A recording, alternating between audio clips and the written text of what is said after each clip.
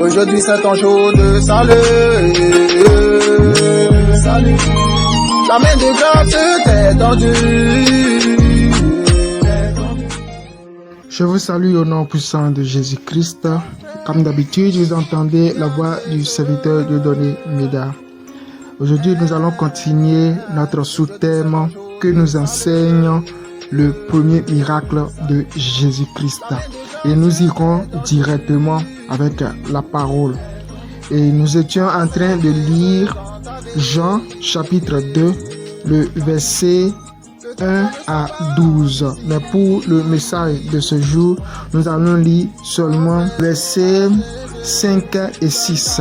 La Bible dit ceci. Sa mère dit au serviteur, faites ce qu'il vous dira. Or, il y avait là 6 vases de pierre destinés aux purifications des Juifs et contenant chacun 2 ou 3 mesures. Que Dieu bénisse sa parole. Et pour résumer, je vais réciter un peu l'histoire. Amen. Il s'agit de la fête des noces qui a eu lieu à Cana en Galilée. Et la mère de Jésus était invitée avec Jésus et les disciples de Jésus. Lorsqu'ils étaient arrivés aux noces et que tout se passait bien, les gens venaient, les invités étaient là et puis on célébrait bien la noce. Il y a eu un problème qui est venu tout à coup. C'est quoi le problème? C'est que le vin était terminé. Et la mère de Jésus, Marie, est venue voir son fils en disant, le vin a manqué. Et le Seigneur a dit, qu'y a-t-il entre toi et moi? Mon heure n'est pas encore arrivée. C'est alors que Marie est partie dire aux serviteurs, ceux qui étaient là pour servir les invités, de pouvoir obéir à tout ce que Jésus leur dirait. La Bible dit, il y avait là 6 vases de pierre destinés aux purifications des Juifs et contenant chacun 2 ou 3 mesures. Lorsque nous prenons cette histoire, vous pouvez la lire encore jusqu'au verset 12 pour avoir la compréhension totale de l'histoire. Amen. Lorsque nous prenons cette histoire, ça nous donne un conseil sur l'importance des potentiels. Et cette histoire résume la vie d'un homme. Pourquoi je dis cela? L'époux qui est en train d'organiser la fête de la noce est semblable à un homme. Et toute l'organisation qui était autour de lui lors de la noce est comme tout ce qui se passe dans la vie d'un homme.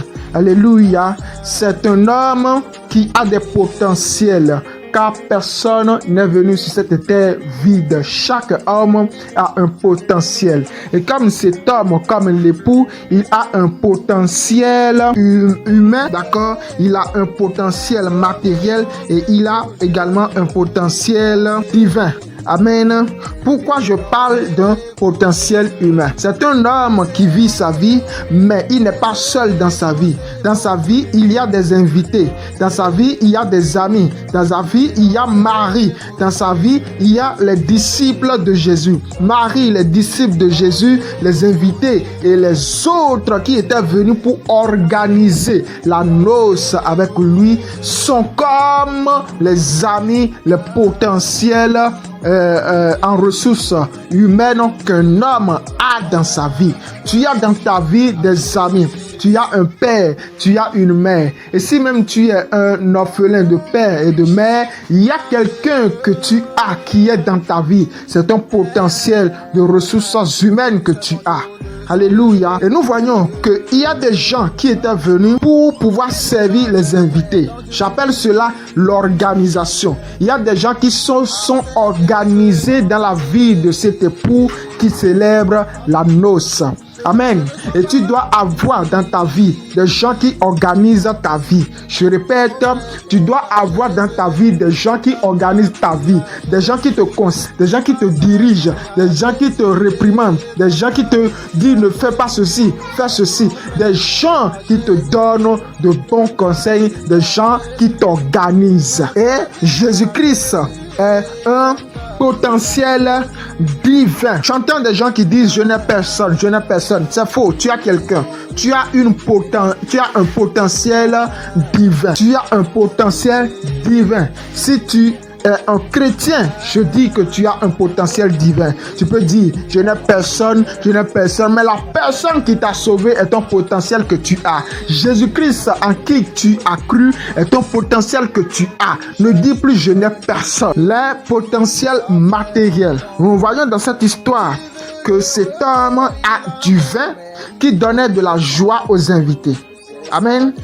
Cet homme a également des vases. Et la Bible dit il y avait 6 vases de pierre. Cet homme avait 6 vases de pierre qui étaient à la noce.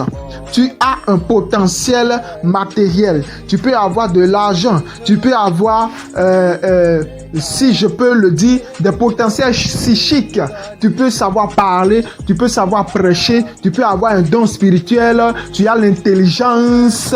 Tu as un diplôme. Tu sais faire quelque chose. Tu sais toucher à quelque chose. Toutes ces choses que tu as, c'est ton potentiel que tu as. Amen.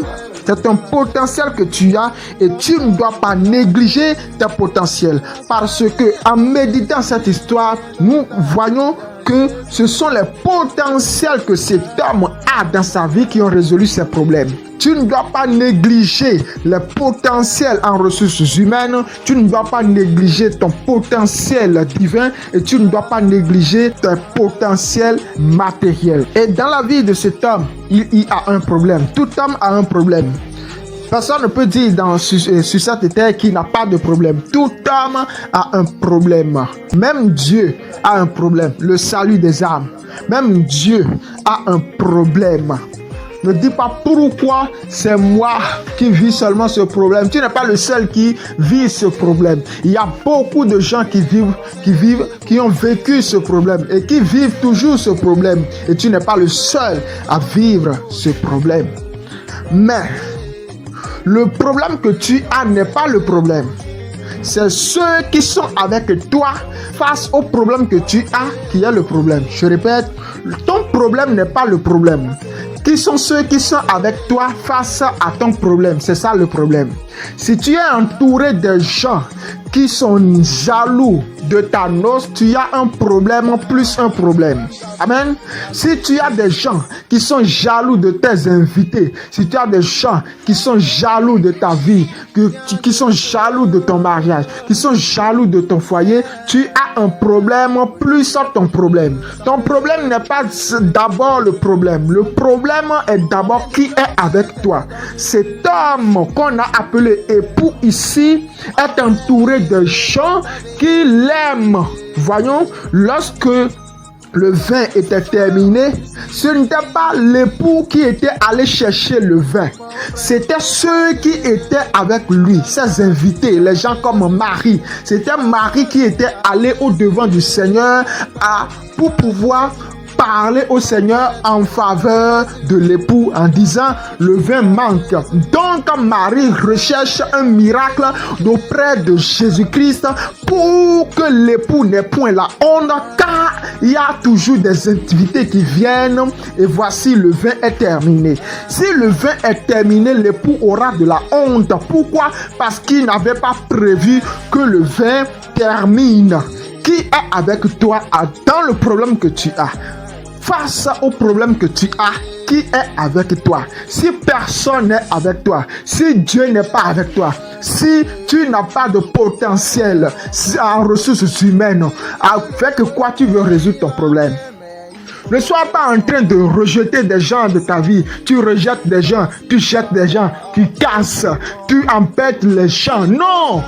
Il ne faut pas faire ces choses-là dans la vie. Pourquoi? Parce que quand tu auras un problème, c'est Marie qui ira devant le Seigneur pour ta faveur. Et je prie que Dieu te donne des gens comme Marie, des gens qui font de ton problème leur problème, des gens qui font de ta honte leur honte, des gens qui vont devant Dieu afin de prier pour toi, pour que tu puisses célébrer ta noce, des gens qui disent à Dieu que mon frère n'échoue jamais, qu'il n'ait jamais la honte, qu'il réussisse, que la fête soit bonne, que sa vie aille bien, des gens qui prient pour que tu puissent tenir debout dans ton appel, des gens qui prient pour ton ministère, des gens qui prient pour ton foyer, des gens qui prient pour ton travail, des gens qui prient pour tes enfants, des gens qui prient dans la situation que tu as. Qui est avec toi? Qui est avec toi?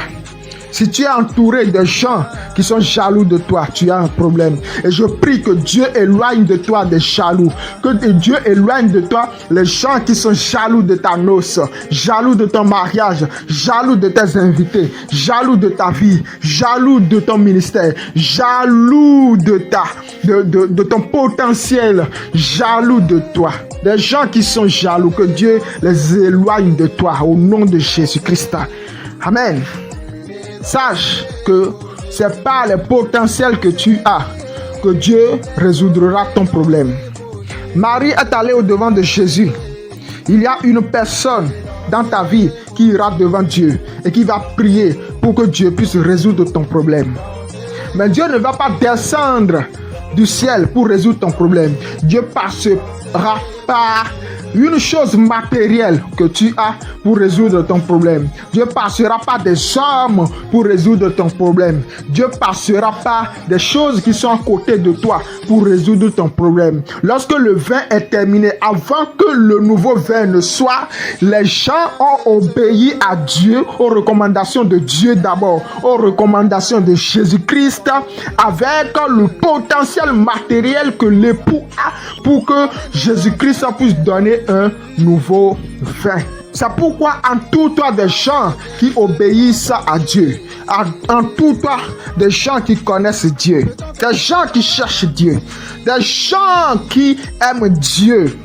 Pourquoi? Ils vont t'aider. Marie est allée au-devant de Jésus-Christ. Et pour que le vin nouveau se manifeste, Jésus a parlé aux serviteurs qui étaient des serviteurs de l'époux. Serviteurs de l'époux et qui organisaient la distribution du manger et du boire, la distribution du vin. Et Jésus leur dit, remplissez les 6 vases de pierre. Jésus leur dit de les remplir d'eau. Et ces serviteurs n'ont pas commencé par discuter. Pourquoi? Ils sont des gens obéissants. Comme Marie leur a dit, obéissez à ce que Jésus-Christ vous dira. Ils ont obéi. Entoure-toi des gens qui désirent Dieu, qui obéissent à Dieu. Pourquoi? Dieu va donner un ordre pour résoudre ton problème. Cet ordre sera passé par des gens qui t'entourent. Comme ces gens qui t'entourent ne sont pas des gens qui obéissent à la voix de Dieu, le miracle va passer à côté. Qui sont tes amis? Qui sont avec toi? Qui sont ceux qui t'entourent? Tu es au milieu de quelle équipe? Je prie que tu sois au milieu d'une équipe de gens qui aiment Dieu, des gens qui obéissent à Dieu. Jésus-Christ est passé par ses serviteurs pour pouvoir redonner le vin. Et Dieu passera par des amis que tu as, les potentiels en ressources humaines que tu as pour pouvoir résoudre ton problème. C'est pourquoi ne sois pas quelqu'un qui néglige les autres. Lui, il est qui? Lui, il est qui? Lui, il est qui? Lui, il est qui? Des gens qui négligent leur prochain dans la vie.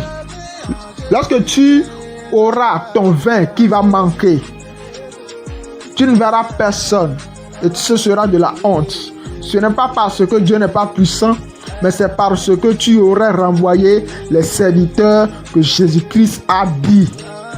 Remplissez les vases d'eau. Lorsqu'ils obéissent à la voix du Seigneur, ils ont vu le miracle s'est produit. Le vin, ses serviteurs ont entendu la voix de Dieu, la voix de Jésus-Christ. Et ils ont obéi à la voix de Jésus-Christ. Ils ont rempli d'eau ces vases. Et le vin est revenu. Entoure-toi de bonnes personnes. Entoure-toi des hommes qui obéissent à Dieu. Et lorsque le vin a été redonné, la joie a continué. La joie a continué. Et je prie que la joie continue dans ta vie au nom puissant de Jésus-Christ. Et comme je l'avais dit dans les vidéos précédentes, le ministère de la révélation n'a pas encore un lieu où il fait ses cultes. Et nous recherchons un lieu pour pouvoir commencer par faire des cultes présentiels. Et surtout, il faut que ce lieu se trouve à Calavi.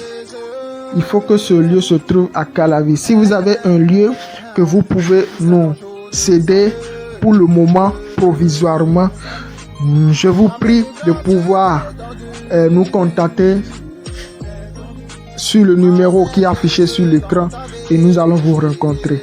Pour vos dons, pour vos soutiens, pour vos semences, vous pouvez toujours faire des transferts sur le numéro. Et que Dieu vous bénisse abondamment. Amen. Mon frère, viens à Jésus, donne ta vie à Jésus. Ma soeur, viens à Jésus et donne ta vie à Jésus.